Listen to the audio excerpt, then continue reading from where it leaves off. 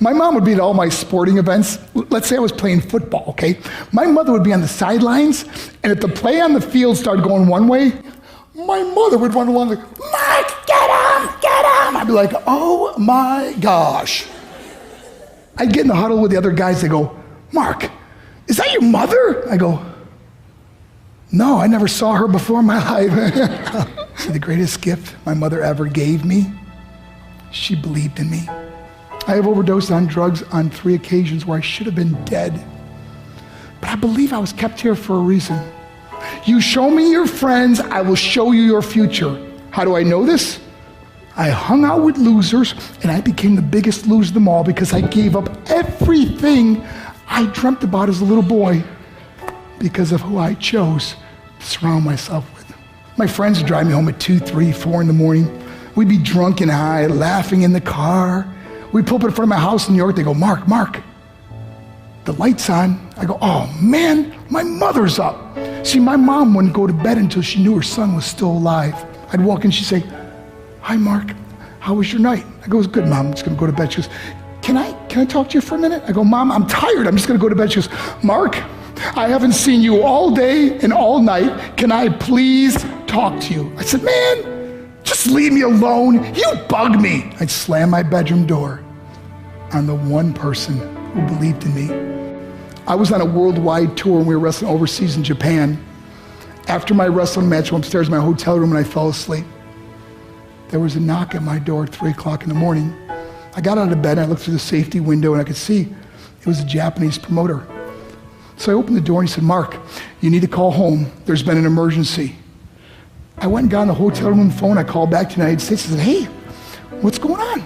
They said, Mark, I don't know how to tell you this. I said, just tell me what happened. All of a sudden they started crying. They go, Mark, I can't tell you. I said, just say it. They said, Mark, your mother died. I just threw the phone down. I ran out of my hotel room. I took the elevator to the lobby, and when the doors opened up, I just ran out into the street. I mean, there was no cars, there was no people. It was 3 o'clock in the morning. And I walked down the middle of a street in Hiroshima, Japan, and I remember looking up and just saying, Mom, I am so sorry. I flew home for her funeral, and I was so nervous to walk up to her casket, so I just stood way in the back. And I kept looking from a distance. I kept thinking to myself, Mom, please wake up. Please get up. And then I finally got the nerve to walk up to her. And as I got closer, I could see my mom for the first time. I mean, she was so beautiful. She was dressed in white. I mean, she looked like an angel. And I just stood over her and I said, Mom, you are my hero. Everything I am, everything I hope to be was because of you. You loved me so much. You gave me a life. You're the only one that ever believed in me. How did I repay her? By getting drunk, by getting high, by getting stupid, by hanging out with losers? For what? All she ever wanted to do was talk to me. I wish I could talk to you now, Mom. I wish you could see what I'm doing. Why couldn't I have been a better son? We are defined by our choices. But if you surround yourself with people involved in drugs and alcohol and pills, it's a dead end. I'm not here to preach to you. I'm here to tell you I lived that life. It leads to broken hearts, broken relationships, broken dreams, and death. For what? To get high? If you have a mother or a father, when you go home, tell them how much you love them.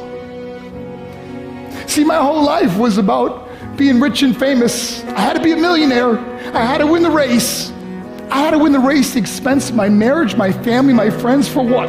To be all alone in the world? I learned what is truly important, and that is how precious this gift of life is, and our families, and how quickly it can be taken away. See, I no longer live in time, I live in moments. See, it's not what's in your pocket that matters, it's what's in your heart that truly matters. Love Love is just a word until somebody comes along and gives it meaning. You're the meaning.